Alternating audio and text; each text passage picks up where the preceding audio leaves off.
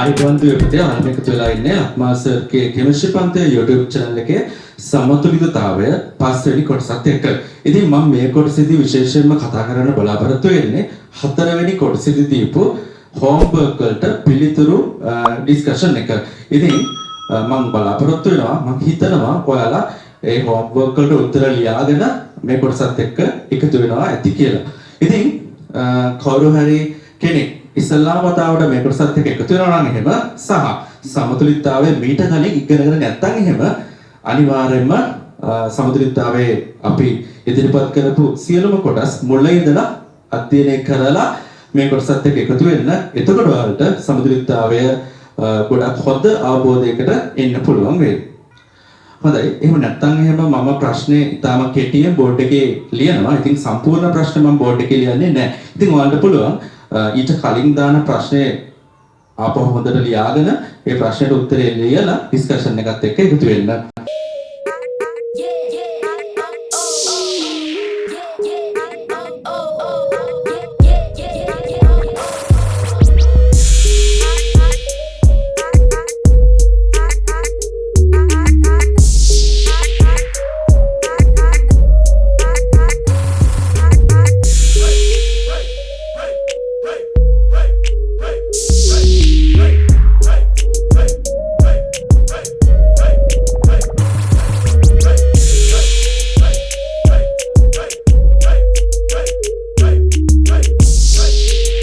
ඉතින් පළවෙනි ප්‍රශ්නේ කියන්නේ මොකද්ද?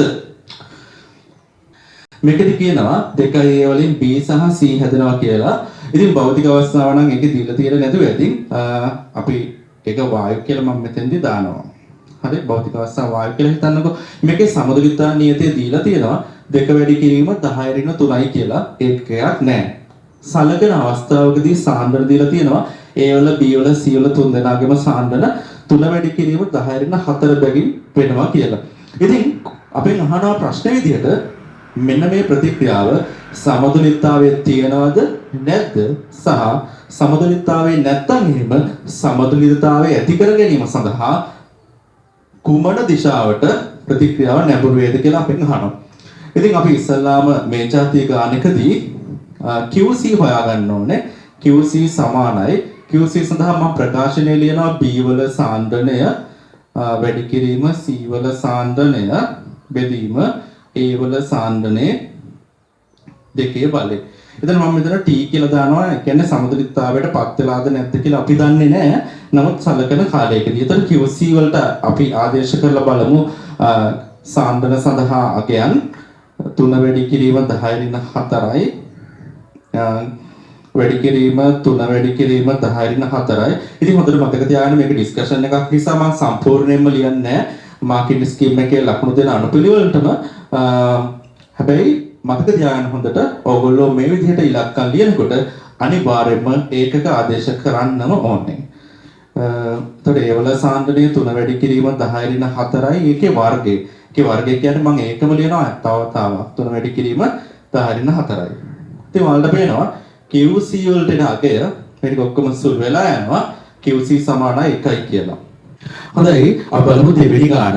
දෙවෙනි ගාන පළවෙනි ගානට සමානව ගානක්. ඒකෙදි අහන්නේ සමතුලිතතාවය පවතිනවද නැද්ද කියලා දීලා තියෙන අවස්ථාවේදී. ඉතින් මෙන්න ප්‍රතික්‍රියාව දීලා තියෙනවා. අපි QC සඳහා ප්‍රකාශනය ලියමු. කාබන් මොනොක්සයිඩ් T වැඩි කිරීම H2 වල සාන්ද්‍රණය. හොඳයි QC අපි බලමු කීයක් එයිද කියලා. මේ දීලා තියෙන්නේ මවුල ගණන්. හරිද? මේ මවුල ගණන් තියෙන්නේ ගණන් ඩෙසිමීටර් 2ක පරිමාවක් තුලලු. ඉතින් අපි සාන්ද්‍රණ තමයි මෙතන ආදේශ කරන්න ඕනේ. ඉතින් 1.2 වැඩි කිරීම 10 තමයි මවුල ගණන සාන්ද්‍රණය බලන පරිමාවෙන් බෙදනවා. එතන මෙතන තියෙන මවුල ගණන් අපිට සාන්ද්‍රණය බවට පත් කරගන්න මොකද කරන්න පුළුවන් වෙන්නේ? මෙතන තියෙන මවුල ගණන පරිමාවෙන් බෙදපුවම අපිට එනවා සාන්ද්‍රණය. QC සමානයි කාබන් මොනොක්සයිඩ් වල සාන්ද්‍රණය 1.6 බෙදීම 2යි කියන්නේ 0.8 වැඩි කිරීම 10 ඍණ 2යි. H2 වල 3 වැඩි කිරීම 10 ඍණ 3යි. ඒකේ 3 බලය. එතකොට ඒක 3 පාරක් වැඩි වෙනවා. මම මේ විදිහට 3 පාරක් වැඩි වෙනවා කියලා ලියනවා. එතකොට සුළු කරන්න ලේසි වෙනවා. ලේසි වෙයි කියලා පේනවා. CH4 1.2 බෙදීම 1.2 වැඩි කිරීම 10 බෙදීම 2 කියන්නේ 0.6 වැඩි කිරීම 10 H2O වල 8යි කියනකොට 2 බෙදපුවාම 4 වැඩි කිරීම 10 3යි. හොඳයි. QC සමානයි 9 වැඩි කිරීම 10 6ක් කියලා උත්තරේ එනවා. ඉතින් අපිට K දීලා තියෙන්නේ නැත්නම් KC දීලා තියෙන්නේ 2.4 වැඩි කිරීම 10 4යි කියලා. ඉතින් මෙතන ඇවිල්ලා තියෙන උත්තරේ ඊට වඩා කුඩායි නේද? ඒ කියන්නේ QC කුඩායි KC වලට වඩා. ඒ නිසා ඒ කියන්නේ අපිට එන්න ඕනේ අගය මීට වඩා වැඩි අගයක්. මීට වඩා වැඩි අගයක් එනවා මොකද වෙන්න ඕනේ? මෙතන ඉරෙන් උඩ ලියලා තියෙනවා වැඩි වෙන්න එපා. එතකොට මේවා වැඩි වෙන්න නම් සමතුලිතය කොහොමද ගමන් කරන්න ඕනේ? සමතුලිතතාවය ඇති කිරීම සඳහා ප්‍රතික්‍රියාව කොහොමද ගමන් කරන්න ඕනේ? ප්‍රතිඵල දිශාවට ගමන් කළ යුතුයි. එහෙනම් සමතුලිත නැත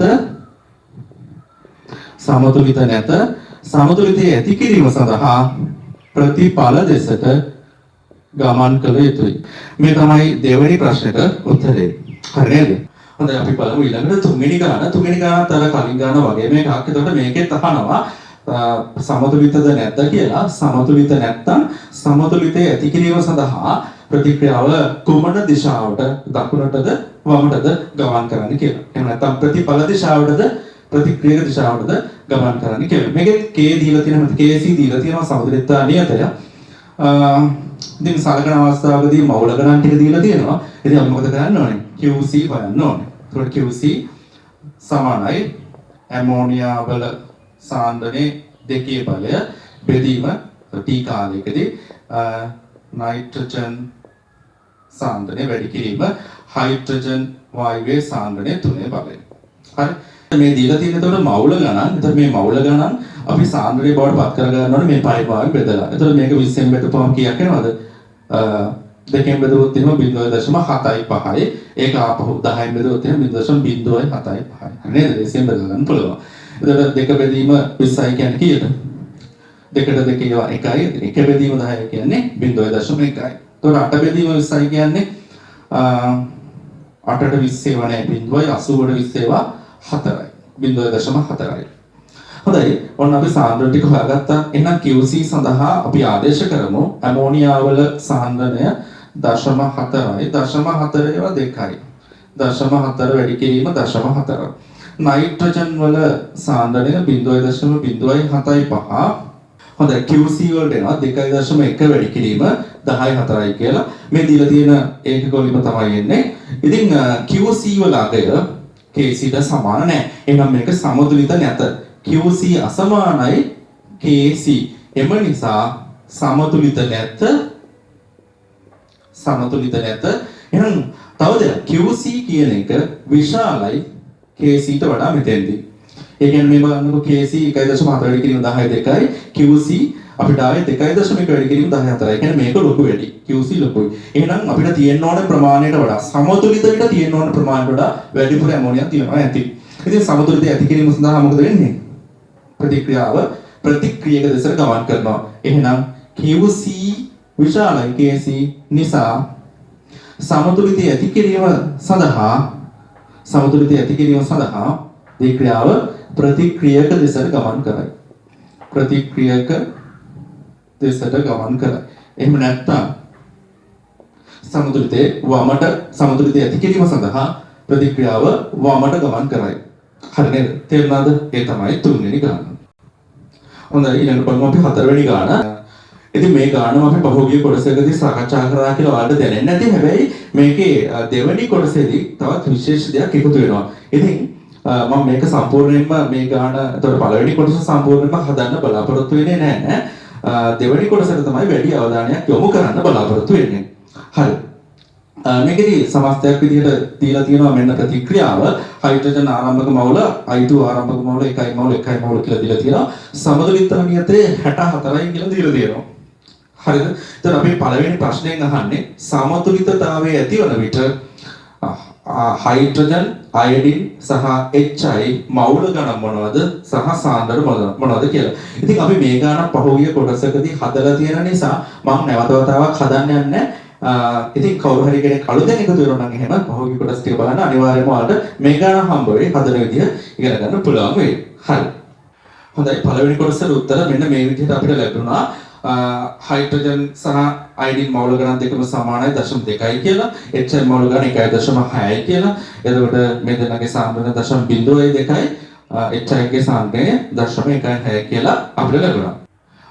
හොඳයි දෙවෙනි කොටසේදී කියන්නේ ආරම්භක සාන්ද්‍රණ අපිට දීලා තියෙනවා. හයිඩ්‍රජන් වල අයඩින් වල සහ HCl වල ආරම්භක සාන්ද්‍රණ දීලා තියෙනවා.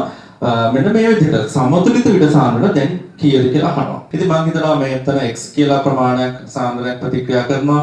මෙතනත් x කියලා ප්‍රමාණයක් ප්‍රතික්‍රියා කරනවා නම් මම මේ ගන්නේ ප්‍රතික්‍රියා කරන සාන්ද්‍රණ. මේ තියෙන්නේ ආරම්භක සාන්ද්‍රණ. අපිට කියන්නේ සාන්ද්‍රණයම ගන්න හදන්න පුළුවන්. ප්‍රතික්‍රියා කරන සාන්ද්‍රණ. ප්‍රතික්‍රියා කරන සහ සෑදෙන සාන්ද්‍රණ කියලා අපි ගමුකෝ. හරි. මෙතන x මෙතන x එනවා මෙතන කීයද? 2x. එහෙනම් සමතුලිත විට සාන්ද්‍රණ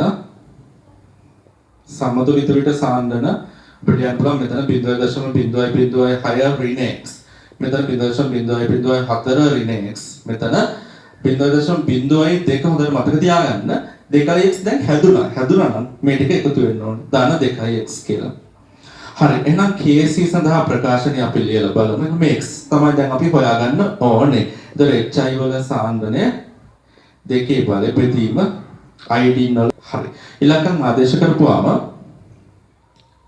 මෙතන එනවා KC 64යි 0.02 ධන 2x මේ සම්පූර්ණකයේ වර්ගයක් එනවා බෙදීම හයිඩ්‍රජන් 0.06 ඍණ x එතන වැඩි කිරීම අයඩින් වල 0.04 ඍණ x හරි මෙතන දැන් අර ඉස්සල්ලා වගේ දෙපැත්තේ වර්ගමූලය වගේ ගන්න දෙයක් කරන්න අමාරුයි සුළු කරන්න.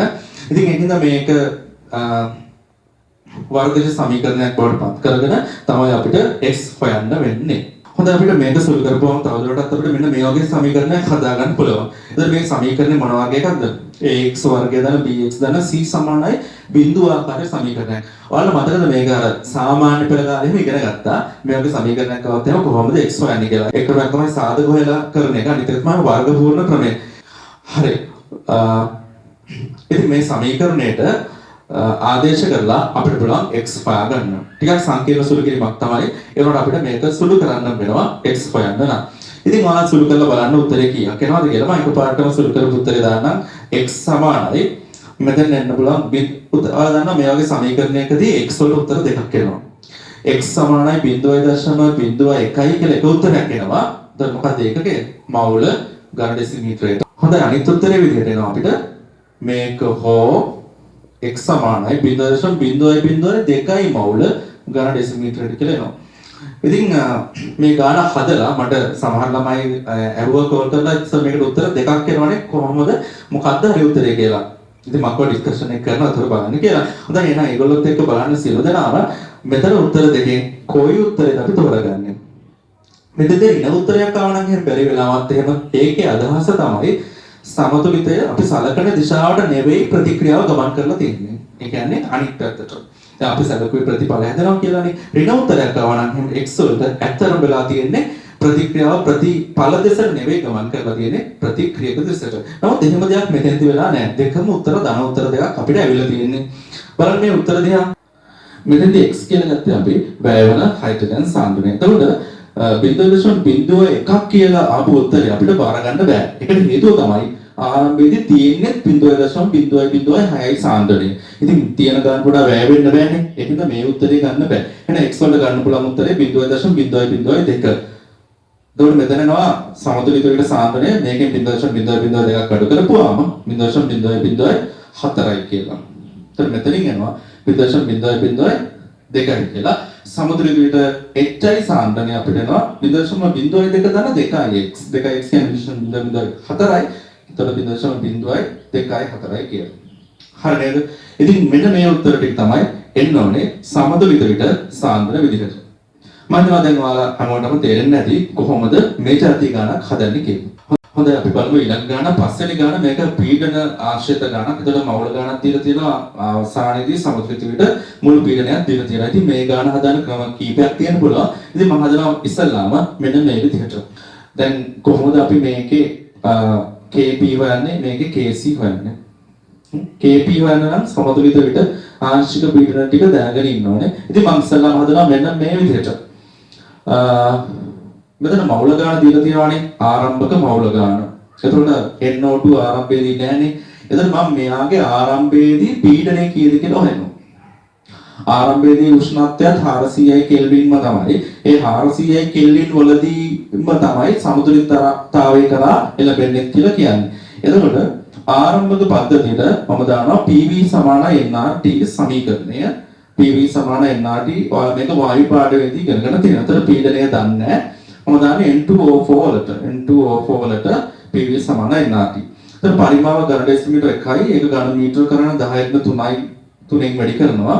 මවුල ගාන 0.15යි කියලා දීලා තියෙනවා. සරලත්ව වායු නියතය 8.314යි ජූල් කෙල්විනයට මවුලට නිරපේක්ෂ උෂ්ණත්වය T 400යි කෙල්වින් කියලා අපිට දීලා තියෙනවා. හොඳයි. දැන් මේක කොහොමද සුළු කරන්නේ? එතකොට මේක සුළු කරපුවාම එනවා මෙතන පීඩනය P කියලා. ඉතින් සමහර විට සුළු කරන්න මේ 8.314ත් එක සුළු කරන්න අමාරුයි නම් ඔයාලට පුළුවන් මෙතෙන්ට ඒ වෙනුවට 100 බෙදීම 12ක් දාගන්න. ඒ කියන්නේ දැන් මේ විදිහට මේ බලන්නකො. මම මෙතන ඒකක දාන්න නැතුව ලියන්න. තියෙන එකේම තමයි 0.15 මේක වෙනුවට දානවා 100 බෙදීම 12යි කියලා. අපි වැඩි කිරීම 400යි. හරි. එතකොට මට පීඩන එනවා මෙතනින් 10 ඍණ 3යි අපි 10 බල වෙනම සුළු කරනවා 10 ඍණ 3යි මෙතන 2යි 2යි 4යි ඔක්කොම 10යි 7ක් කියලා. එතකොට මේවා සුළු වෙලා යනවා 4ක් 3යි 3ක් 0.05යි.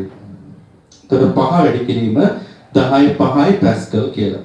ඉතින් 100 බෙදීම 12ක් කියලා දාගත්තොත් එහෙම ආසන්න වශයෙන් ඒක සමාන වෙනවා 8.314ට. ඉතින් සුළු කරන්න ලේසි වෙන්න අපිට දාගන්න පුළුවන් මෙන්න මේ ඉලක්කම. ලොකු වෙනසක් වෙන්නේ ආසන්න උත්තරේ. ඔයාලට 8.314 දාගත්තොත් ඒ 4.98ක් වගේ උත්තරයක් එයි.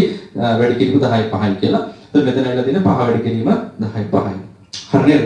ඔන්න මම දැන් ආරම්භයේදී පීඩනය හෙව්වා. කාගෙද N2O4 වල පීඩනය හෙව්වා. ඊළඟට මම ලියනවා මෙන්න මෙහෙම දෙයක්. මේකටම අදාළයි දැන් එතකොට මම මෙතන ලියන එක ආරම්භක පීඩන. ආරම්භක පීඩන අපි හෙව්වනේ 5 වැඩි කිරීම 10යි 5යි N2O4 වල පීඩනය. පැස්කල් ආරම්භයේදී NO2 නැහැ. ඒතකොට එයාට පීඩනයක් නැහැ. මම හිතනවා ඊළඟට වැයවන හෝ සෑදෙන පීඩන කියලා දාන්නේ. ඉතින් මේකට එච්චර නිකන් තේරුමක් නෑ වගේ තිබ්බට මේ වාක්‍යයට. ඒ කියන්නේ මෙතන මම ලියලා තියෙන්නේ පීඩන වෙනස. පීඩන වෙනස. ඒකේ තේරුම තමයි දැන් ප්‍රතික්‍රියා කරන N2O4 ටිකෙන් ඇති කරන පීඩනය. මෙතන සෑදෙන NO2 ටිකෙන් ඇති කරන පීඩනය. අන්න ඒ විදිහට. ඉතින් අපි ඒක දන්නේ නෑ. මම හිතනවා ඒක P කියලා. එතකොට NO2 එකේ කීපයක්ද? දෙගුණයක් නිසා මෙතන 2යි P. හරිද? තේරුණා නේද? ඒ කියන්නේ මවුල ගාන මෙතෙන්දී පීඩනයට සමානුපාතික නිසා අපිට මවුල ගාන වෙනුවට මෙතන ස්ටොයිකියෝමෙට්‍රික සංගණක 1ට 2 නිසා අපිට දාන්න පුළුවන් පීඩනය P-ට 2යි P කියනවා. හරි නේද? තේරුණාද? හරි. එහෙනම් ඊළඟට සමතුලිත විට පීඩන. සමතුලිත විට පීඩන නම් මේකෙන් මේක අඩු කරනවා. 5 වැඩි කිරීම 10යි 5යි පැස්කල් අඩු කිරීම P. මෙතන කීයක්වත් තිබෙන්නේ නැහැ 2යි P හැදුනා නම් සමතුලිත විට පීඩනේ 2යි P. එහෙනම් මුළු පීඩනේ දීලා තියෙනවා 9 වැඩි කිරීම 10යි 5යි පැස්කල් කියලා. ඉතින් ඒකට සමාන කරනවා මේ ටික ඔක්කොගේම එකතුව. 5 වැඩි කිරීම 10යි 5යි පැස්කල් ඍණ P දාන 2යි P. ඉතින් ඔයාලට පේනවා මෙතන ඍණ P 2යි P සුළු වෙනවා. එතකොට එනවා මෙතන දාන P කියලා. එතකොට P සමානයි මේ පැත්තට ගියපුවාම 4 වැඩි කිරීම 10යි 5යි පැස්කල් කියලා. හරි. දැන් අපි හිතුවේ මොකද්ද? P කීයද කියලා. P කියලා කියන්නේ මොකද්ද? පීඩන වෙනස N2O4 ගේ ආංශික පීඩන වෙනස මෙතන 2යි P NO2 ගේ ආංශික පීඩන වෙනස. හරි නේද? හොඳයි. එහෙනම් සමතුලිත විට ආංශික පීඩන කීයද? N2O4 ගේ 5 වැඩි කිරීම 10යි 5න් අඩු කරනවා P. P කියන්නේ 4 වැඩි කිරීම 10යි 5යිනේ. එතකොට කීයද? 1 වැඩි කිරීම 10යි 5යි. හරි. 2p කියන්නේ එතකොට මෙතනින් එනවා 2p කියන්නේ මේ වගේ දෙකුණයක් 8 වැඩි කිරීම 10 5 පැස්කල් කියලා. හරි. ඔන්න සමතුලිත විට ආංශික පීඩන ඔය විදිහට හොයාගන්න පුළුවන්. පැහැදිලි නේද? ඉතින් මේ විදිහට හොයන්න නැතුව ඔයාලට මෙහෙමත් පුළුවන් කරන්න ආරම්භක මවුල ගාන ඊට පස්සේ වැය වෙන හෝ සෑදෙන මවුල ගාන ගන්න. එහෙම නැත්නම් මවුල වෙනස ගන්න පුළුවන්. ඊට පස්සේ ඒ ඇසුරින් අපිට සමතුලිතයට මවුල ගාන සඳහා ප්‍රකාශනයක් ගන්න පුළුවන්. ඊට පස්සේ අපිට පුළුවන් අවසාන පද්ධතියට PV සමානයි NRT දාලා මුළු මවුල ගාන හොයාගන්න. ඉතින් මේ මුළු මවුල ගාන මෙතන සමතුලිතයට මවුල ගාන ගත්ත එක ඇසුරින් ලියලා අපිට පුළුවන් සමතුලිතයට එක් මවුල සංඛ්‍යා හොයාගන්න. ඒකෙන් ගාන හදන්නත් පුළුවන්. හරිද? ඒ විදිහට හදන්නත් පුළුවන්. ඉතින් ගොඩක් අය සමහරවිට ඒ විදිහට හදලා ඇති. ඔන්න මෙහෙම හදන්නත් පුළුවන්. ඒ විදිහට හදන්නත් පුළුවන්. හොඳයි දැන් අපිට KP හොයන්න පුළුවන්. KP සඳහා ප්‍රකාශනය ලියලා ආදේශ කරලා KP සමානයි ආංශික පීඩනය NO2 වායුවේ දෙකේ බලය බෙදීම ආංශික පීඩනය N2O4 වායුවේ එකේ බලය. එතකොට NO2 වායුවේ ආංශික පීඩනයට අපිට ආවේ 8 වැඩි කිරීම 10 5ක්. එතකොට 8 වැඩි කිරීම 10 5යි පැස්කල් වැඩි කිරීම 8 වැඩි කිරීම 10 5යි පැස්කල් බෙදීම N2O4 ට අපිට ආවේ 1 වැඩි කිරීම 10 5යි පැස්කල් කියලා. එතකොට මේකට මේක සුළු වෙලා යනවා. එතකොට පැස්කල් එකක් සුළු වුණා. අන්න KP සමාන 8 වරක් 8 64යි 64 වැඩි කිරීම 10 5යි පැස්කල් කියලා එනවා. හරියට තේරුණාද? මේක ඊළඟට අහනවා KC. ඉතින් අපිට පුළුවන් KC හොයන්න. මෙන්න මේ සම්බන්ධතාවයට ආදේශ කරලා KP සමානයි KC වතාවක් RT වල ඩෙල්ටා n කියන සම්බන්ධතාවයට ආදේශ කරලා. ඉතින් KP වලට ආපු උත්තරේ 64 වැඩි කිරීම 10 5යි KC දන්නේ RT. මෙතන ඩෙල්ටා n වලට කී දෙන උත්තරේ? ඩෙල්ටා n කියන්නේ මොකක්ද කියලා දන්නවනේ. මෙතන දෙකෙන් එකක් අඩු කරපුවාම ඩෙල්ටා n 1. එහෙනම් RT වල එකේ බලය මම මෙතන දානවා R වෙනුවට 100 බෙදීම 12යි කියලා සුළු කරන්න ලේසි වෙන්න. ඊළඟට T හාර 100යි සම්මත SI එකක වලින්. ඒතර KC වල අගේ මෙතෙන් තියෙන්නේ සම්මත SI එකක වලින්. මොකද KP වල අපි ඒකකේ ගත්තේ සම්මත SI එකක වලින් වෙන හින්දා. හරිද? ඒතර මෙතන CI හරි. එතකොට අපිට සුළු කරපුවම උත්තරයක් එනවා 1920යි කියලා. මොකද්ද එන්න ඕනේ ඒක කියලා? හරි. සාන්ද්‍රණයේ දෙකේ බලයක් බෙදීම සාන්ද්‍රණයේ එකේ බලයක් නේ තියෙන්නේ KC සඳහා ප්‍රකාශනය ලියුවොත් එහෙම. එතකොට සාන්ද්‍රණයේ එකේ බලයක ඒකකේ තමයි එන්න ඕනේ. එතකොට මවුල ඝන මීටරයට කියලා එන්නේ. ඝන මීටරයට මවුල. හොඳයි පැහැදිලි නේද? ඝන ඩෙසිමීටරයට මවුල කියලා ඝන ඩෙසිමීටර මවුලින් උත්තරේ වාරි කිව්වොත් එහෙනම් මොකද ගන්න ඕනේ? මේක වැඩි කරන්න ඕනේ 10 ඍණ 3ෙන්. එතකොට 1.9යි මවුල ඝන ඩෙසිමීටරයට කියලා එනවා. හරි නේද? තේරුණාද? හරි. හොඳයි බලන්න ඊළඟට 6 වෙනි ගානේ. ඉතින් ඒකේ කියන්නේ මෙන්න මේ ප්‍රතික්‍රියාවේ කාබන් මොනොක්සයිඩ් වල ආරම්භක ආංශික පීඩනය දීලා තියෙනවා. කාබන් ඩයොක්සයිඩ් වල ආරම්භක ආංශික පීඩනය දීලා තියෙනවා. ඉතින් අපෙන් අහනවා සමතුලිත විට එක් සංඝටක වල ආංශික පීඩන මොනවද කියලා. ඉතින් මේකේ KP දීලා තියෙනවා 0.25 කියලා. ඉතින් අපිට අර ඉස්සල්ලා ගානේ වගේ ආරම්භක ආංශික පීඩන ඊට පස්සේ අපිට ලියන්න පුළුවන් වැය වෙන හෝ සෑදෙන ආංශික පීඩන. වැය වෙන හෝ සෑදෙන වැයවන හෝ සෑදෙන සංඝටකවල ආංශික පීඩන.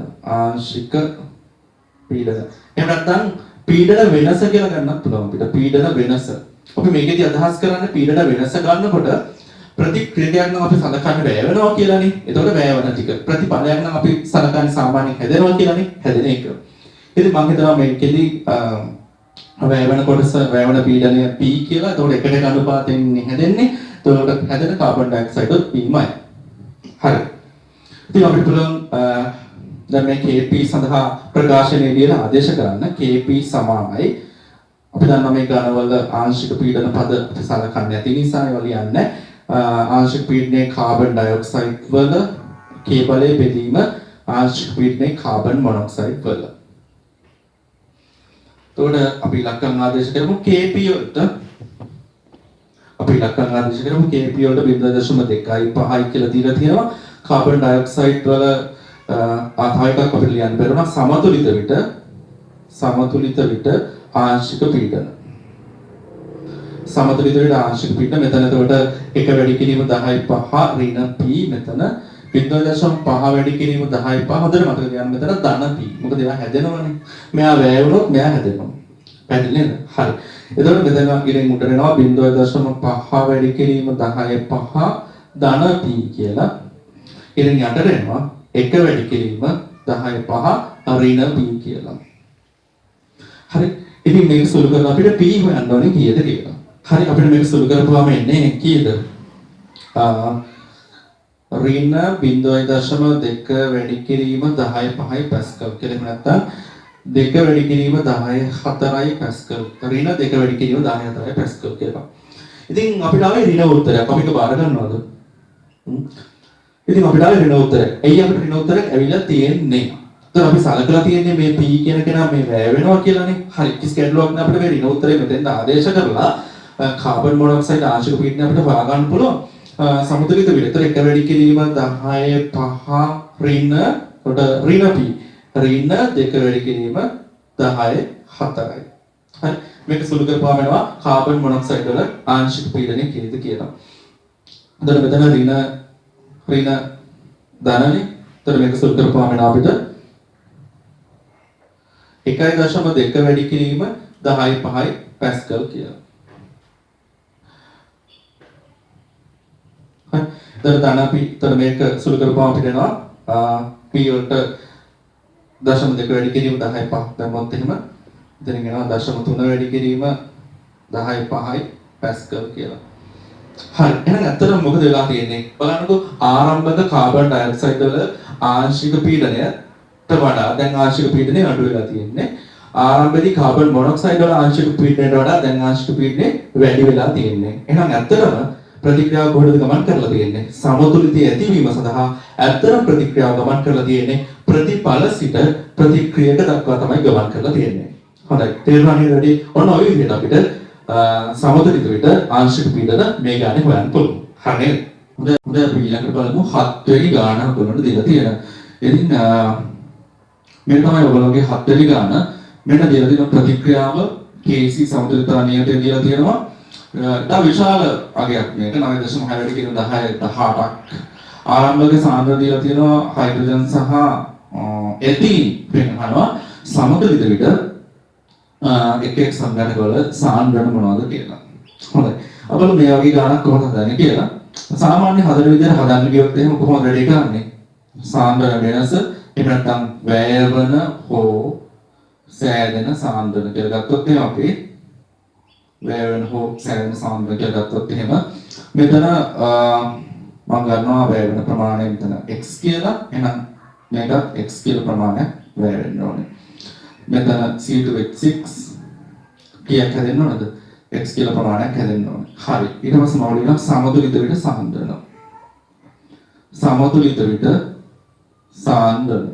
හරි. 0.2ක් තිබ්බා x වැය වුණා 0.2 ඍණ x. එතකොට මෙතන 0.155යි ඍණ x මෙතන x. හොඳයි. දැන් ඊට පස්සේ KC සඳහා අපි ප්‍රකාශනය ලියලා ආදේශ කරන්න ඕනේ. C2H6 එතේන් වල සාන්ද්‍රණය බෙදීම හයිඩ්‍රජන් වල සාන්ද්‍රණය වැඩි කිරීම එතීන් C2H4 වල සාන්ද්‍රණය. හරි. KC වලගේ දීලා තියෙනවා 9.6 වැඩි කිරීම 10.18යි කියලා. C2H6 සාන්ද්‍රණය අපි x කියලා එන්නේ අපිට. හයිඩ්‍රජන් වල 0.2 ඍණ x වැඩි කිරීම 0.155යි ඍණ x කියලා. මෙන්න මේ වගේ ප්‍රකාශනයක් එනවා. සාමාන්‍යයෙන් අපි ගාන මේ જાති ගානක් හදන විදිහට හදන්න ගියොත් එහෙම. හරිද? හොඳයි ඔයාලට පේනවා මේ බැලුවම සුළු කිරීම ටිකක් අමාරු සුළු කිරීමක් එක්ක එනවා. මෙතන x හොයන්න. ඒතර මේකත් වැඩි කරනකොට 0.155යි ඍණ x වලින් හරි මම මේ ගාන මේ විදිහට හදන්නේ නැතුව පොඩි උපකල්පනයක් එක්ක වෙන ක්‍රමයකට හදනවා. මේ බලන්නකො කොහොමද කියලා. හරි. මම හිතනවා මෙන්න මෙහෙම. මේකේ සමතුලිතතා නියතය KC ඉතා විශාල අගයක්. එතකොට ඒකෙන් අපිට තේරෙන දෙයක් තමයි මේ ප්‍රතික්‍රියාව සම්පූර්ණයෙන්ම පාහේ ප්‍රතිඵල බවට පත් වෙනවා. ඉතින් මම හිතනවා සම්පූර්ණයෙන්ම වගේ මේ ප්‍රතික්‍රියාව ප්‍රතිඵල බවට පත් වෙනවා කියලා. හැබැයි ඒකෙදි පොඩි ප්‍රශ්නකුත් තියෙනවා. එහෙම වුණොත් එහෙම තව ගැටලුවක් තියෙනවා. දැන් මෙතන 0.2යි මෙතන 0.155යි මෙතනදී ආරම්භයේදී සම්පූර්ණයෙන් පත් වුණොත් එහෙම එකට ගන්න පාදයෙන් ප්‍රතික්‍රියා කරන්නේ. එතකොට කවුද සීමාකාරී සාධකය? එතිලින් සීමාකාරී සාධකය වෙනවා. එතකොට එයා 0.1ක් ප්‍රතික්‍රියා කරනවා. එයා 0.1ක් ප්‍රතික්‍රියා කරොත් එහෙම මම 0.1යි කියලා ගන්න සුළු කරන්න ටිකක් ලේසි වෙන්න. එතකොට මෙතන C2H6 කීයක් හැදෙන්න ඕනේද? එහා සමාන ප්‍රමාණයක් හැදෙන්න ඕනේ 0.15. එහෙම නැත්නම් 1.5 කියලා ගමුකෝ. හරි. එතකොට මෙයා සම්පූර්ණයෙන් මේ ගන්න ප්‍රතික්‍රියා කරනවා. එතකොට හයිඩ්‍රජන් ප්‍රතික්‍රියා කරනවා කියන්නේ 0.2ක් තිබුණා ඔක්කොම ප්‍රතික්‍රියා කරන්න බෑ. සීමාකාරී සාධකය එතෙලින් ඉන්නේ. එතකොට 0.2කින් දැන් හයිඩ්‍රජන් ප්‍රතික්‍රියා කරන්න මෙයා ප්‍රතික්‍රියා කරන ගාන සමාන ගන්නවා. වැයවල හෝ සෑදෙන සාන්ද්‍රණ. හරි. එතකොට මෙතනින් 0.155 වැය වෙනවා. එතකොට ඊළඟට සමතුලිත විට සාන්ද්‍රණ. සමතුලිත විට සාන්ද්‍රණ කියලා මම ලියුවොත් එහෙම මෙතන අඩු කරපුවා වෙනවා 0.455 කියලා 0.2කින් 0.15ක් අඩු කරනවා. මෙතනින් එනවා අතර කීයක්වත් දෙන්නේ නැහැ. මෙතන එනවා 0.155 කියලා. දැන් KC සඳහා ප්‍රකාශනය ලියන ආදේශ කරොත් එහෙම ඉතින් ඔයාලට පේනවා ඉරෙන් යට වෙනවා ප්‍රතික්‍රියා වල සාන්ද්‍රණය මෙයාගේ සාන්ද්‍රණය බිඳුව කියලා ගත්තොත් එහෙම KC අනන්තයයි. නමුත් KC වල අගයක් තියෙනවා. අගයක් තියලා තියෙනවා. ඉතින් ඒකද මේක සාධාරණ නෑ මෙතන බිඳුවයි කියලා ගන්න එක. හරි. KC සඳහා ප්‍රතික්‍රියාව දීලා තියෙන නිසා. ඉතින් මම හිතනවා මෙන්න මෙහෙම දෙයක් උපකල්පනය කරනවා සම්පූර්ණයෙන් පාහේ ප්‍රතික්‍රියාව සිද්ධ වෙනවා. හොඳයි. ඊට පස්සේ මේ ප්‍රතික්‍රියාව දැන් මෙයා චුට්ටක් හරි හැදෙන්න ඕනේ. ඒකෙන්ද මේක ආපස්සට චුට්ටක් හැදෙනවා කියලා. දැන් මම හිතනවා මෙයා ප්‍රතික්‍රියා කරන ගාන නැවත මම ගන්නවා x කියලා. ඒ කියන්නේ මේ ප්‍රතිඵල වලින් නැවත ප්‍රතික්‍රියක දිහාවට එන්න ඕනේ. මොකද C2H4 චුට්ටක්වත් නැහැනේ. ඉතින් ඒකෙන් යාළුවෝ පොඩ්ඩක් හරි තියෙන්න ඕනේ. නැත්නම් සම්බුලිතාවයක් ඇති වෙන්න බෑනේ. ඇත්තටම තියෙන්නේ තාම සුළු ප්‍රමාණයක්. ඒ තාම සුළු ප්‍රමාණයක්. බලන්න මෙතන x කියලා ගත්තොත් එහෙම මෙයා x කියලා ප්‍රමාණයක් ප්‍රතික්‍රියා කරනවා. එතකොට මෙයා x හැදෙනවා. මෙතන හයිඩ්‍රජනොත් x කියලා ප්‍රමාණයක් හැදෙනවා. ඊට පස්සේ නැවත ආපහු වෙනවා සමතුලිත විට සාන්ද්‍රණ. සමතුලිත විට සාන්ද්‍රණ. එතකොට මේක නිකන් හරියට ආරම්භක සාන්ද්‍රණයක් වගේ. මේක නිකන් ආරම්භක සාන්ද්‍රණයක් වගේ. ඒකද මම මේක මෙතනින් මකනවා මේක ඇත්තටම සමතුලිත විට සාන්ද්‍රණ නෙවෙයි. හරියට නිකන් මේක ආරම්භක සාන්ද්‍රණයක් වගේ. ආරම්භක සාන්ද්‍රණය. ඒ කියන්නේ දැන් මේ අපිට දීලා තියෙන සංඝටක සම්පූර්ණ ප්‍රතික්‍රියාව සිද්ධ වෙලා ඊට පස්සේ මෙන්න මේ ආරම්භක අවස්ථාවටපත් වෙලා තියෙනවා. දැන් අපි බලමු සමතුලිතතාවයටපත් වෙන්නේ කොහොමද කියලා. හරි. ඉතින් මේ උපකල්පනය තුලින් තමයි මේ ගණන හදන්නේ. ඉතින් එහෙම හදුවොත් එහෙම අර ඉස්සෙල්ලා තරම් අපිට සංකීර්ණ වෙන්නේ නැහැ. ඒකයි මේ ක්‍රමය භාවිතා කරන්නේ. සමතුලිත විට සාන්ද්‍රණය දෙපැත්තකින් 0.45 x ප්‍රමාණයක් හැදුණානේ. ඒතකොට x මෙතන තියෙනවා. x මෙතන 0.155 ඍණ x. හොඳට මතක තියාගන්න x කියන්නේ ඊටාම කුඩා අගයක්. ඒතකොට KC සඳහා ප්‍රකාශනයට ආදේශ කරන අපි ලියලා KC සමානයි C2H6 සාන්ද්‍රණය බෙදීම හයිඩ්‍රජන් සාන්ද්‍රණය වැඩි කිරීම C2H4 සාන්ද්‍රණය. දැන් KC වලට දීලා තියෙන අගය 9.6 වැඩි කිරීම 10.18ක් 0.155 ඍණ x කියලා සාන්ද්‍රණය.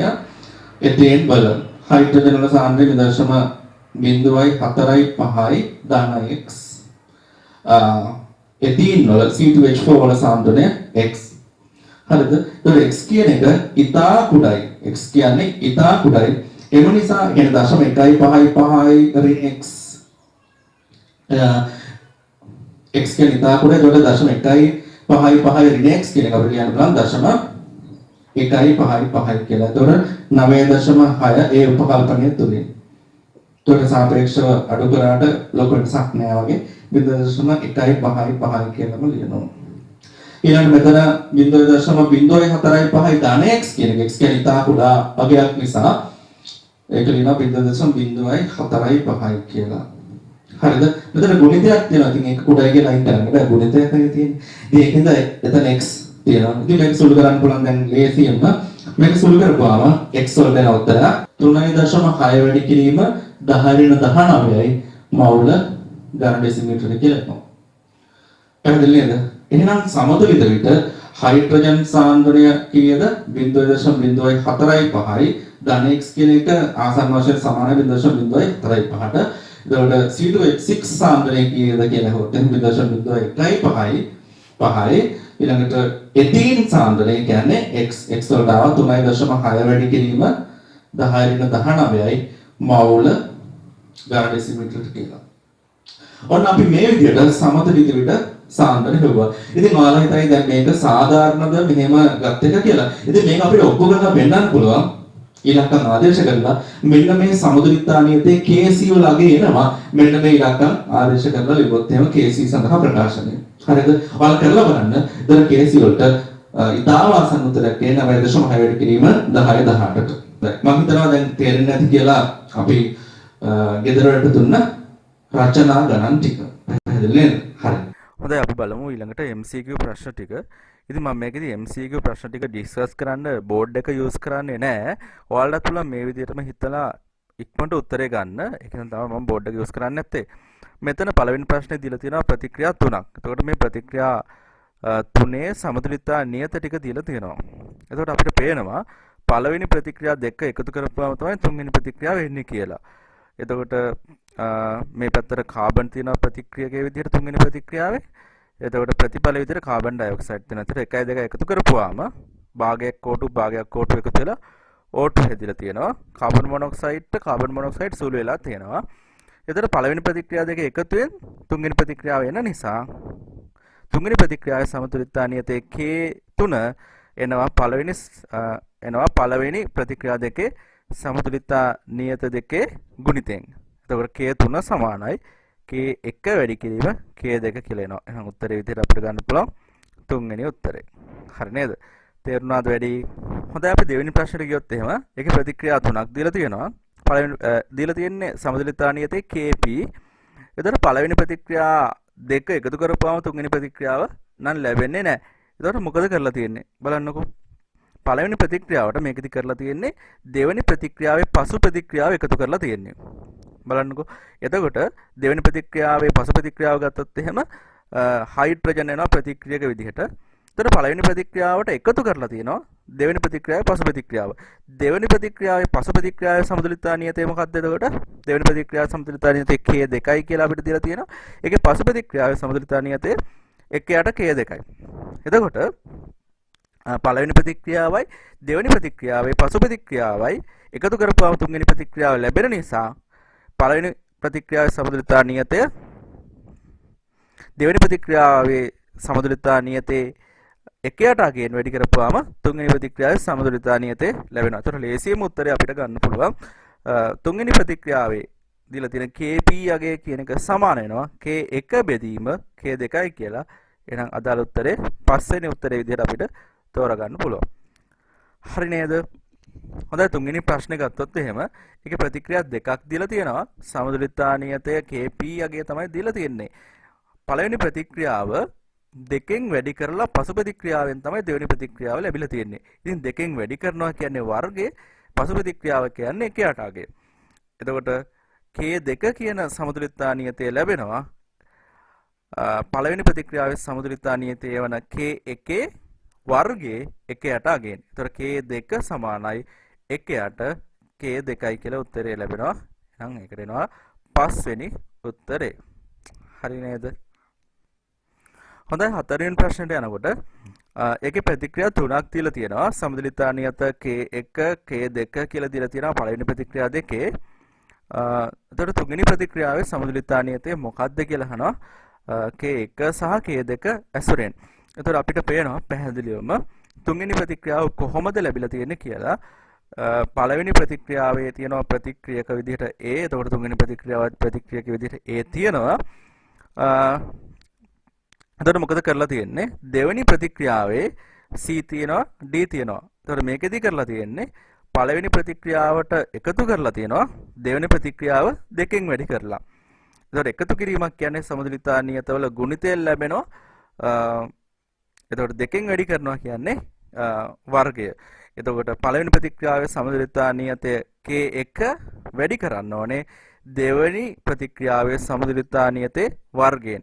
එහෙනම් තුන්වෙනි ප්‍රතික්‍රියාවේ සමතුලිතතා නියතය ලැබෙනවා අපිට k1 වැඩි කිරීම k2 වර්ගය කියලා. එහෙනම් උත්තරේ විදිහට අපිට ගන්න පුළුවන් තුන්වෙනි උත්තරේ. හොඳයි අපි ප්‍රශ්නෙට ගියොත් එහෙම ඒකෙත් සමතුලිත ප්‍රතිවර්ත ප්‍රතික්‍රියා තුනක් දීලා තියෙනවා. සමතුලිතතා නියත k1 k2 k3 කියලා අපිට දීලා තියෙනවා. ඒතර ඔයාලට පේනවා මේ තුන් දෙනා අතර තියෙන සම්බන්ධතාවය කොහොමද ගන්නෙ කියලා දැන් අපි බලමු. ඔයාලට පේනවා එතකොට පළවෙනි ප්‍රතික්‍රියාවයි දෙවෙනි ප්‍රතික්‍රියාවයි එකතු කරපුවම තමයි තුන්වෙනි ප්‍රතික්‍රියාව ඇවිල්ලා තියෙන්නේ. එතකොට මෙතන A මෙතන A දෙකයි A. එතකොට B තියෙනවා. එතකොට C ට C කැපිලා තියෙනවා. D ඇවිල්ලා තියෙනවා.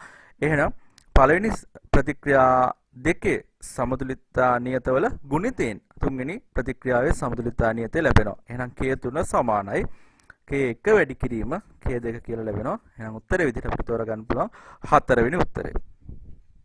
හොඳයි අපි ඊළඟට බලමු 6 වෙනි ප්‍රශ්නේ. මේ ප්‍රශ්නේ ප්‍රතික්‍රියාවක් දීලා තියෙනවා අපිට. මේකේ සමතුලිතතා නියතයේ අගය දීලා තියෙනවා Kc 1.25 වැඩි කිරීම 10/2 කියලා. මෙම උෂ්ණත්වයේදී පහත සඳහන් කුමන ප්‍රකාශ නිවැරදි වේද කියලා අහන්නේ. ඉතින් නිවැරදි ප්‍රකාශ එකකට වඩා වැඩි සංඛ්‍යාවක් තියෙන්නත් පුළුවන්. අපි බලමු සිම්පල් A. සමතුලිත මිශ්‍රණයේ NO සහ Br2 ප්‍රමුඛව ඇති අතර ආපසු ප්‍රතික්‍රියාවේ සමතුලිතතා නියතය 80යි මවුල ඝන ඩෙසිමීටරයට කියලා අපිට දීලා තියෙනවා. එතකොට මේකේ සමතුලිතතා නියතයේ අගය දීලා තියෙන්නේ 1.25 වැඩි කිරීම 10/2. ඒ කියන්නේ එක පැහැදිලිවම එකට වඩා අඩු වර්ගයක්. ඒ කියන්නේ 0.0125යි. ඒ කියන්නේ සමතුලිතතා නියතයේ එකට වඩා අඩුයි කියන එකෙන් අපිට අදහස් වෙනවා වඩාත් ප්‍රමුඛව තියෙන ප්‍රතික්‍රියක් කියලා. එකට වඩා වැඩි වුණොත් තමයි සමතුලිතතා නියතයේ එකට වඩා වැඩි වුණොත් තමයි ප්‍රමුඛව පවතින්නේ ප්‍රතිඵල. එතකොට මේ ප්‍රතික්‍රියාවේ වඩා ප්‍රමුඛව පවතින්නේ ප්‍රතික්‍රියක කියන එක අපිට තහවුරු වෙනවා. එතකොට ප්‍රතික්‍රියක විදිහට තියෙන NO සහ Br2 ඉතින් පළවෙනි ප්‍රකාශනය කියන්නේ NO සහ Br2 ප්‍රමුඛව තියෙනවා කියලා. එතකොට ඒ ප්‍රකාශනය නම් හරි. එතකොට ආපසු ප්‍රතික්‍රියාවේ සමතුලිතතා නියතය ලැබෙනවා. දීලා තියෙන ප්‍රතික්‍රියාවේ සමතුලිතතා නියතය 1ට අගෙන්. එතකොට 1.25 එක බෙදීම 1.25 වැඩි කිරීම 10/2 කියන්නේ 10/2 ඉරෙන් උඩට ගිහුවාම එතකොට 100යි 100 බෙදීම 1.25 කියන්නේ උත්තරේ 80යි. එහෙනම් ඒ ප්‍රකාශයත් නිවැරදි. ඊළඟට එහෙනම් ඒ ප්‍රකාශය නිවැරදි. ඊළඟට B වලදී කියනවා සමතුලිත මිශ්‍රණයේ NOBr ප්‍රමුඛව තියෙනවා කියලා. ඒතර ඒකෙම ඒ ප්‍රකාශනයේ අසත්‍යයි කියලා අපිට පැහැදිලි වෙනවා. මොකද පළවෙනි ප්‍රකාශනයේදී අපි කිව්වා වඩාත්ම ප්‍රමුඛව තියෙන්නේ NO සහ Br2 කියලා. ඊළඟට C ප්‍රකාශනයට ගියොත් එහෙම සමතුලිත මිශ්‍රණයේ NO සහ Br2 ප්‍රමුඛව පවතින අතර. ඒතර ඒ කතාව නම් හරි.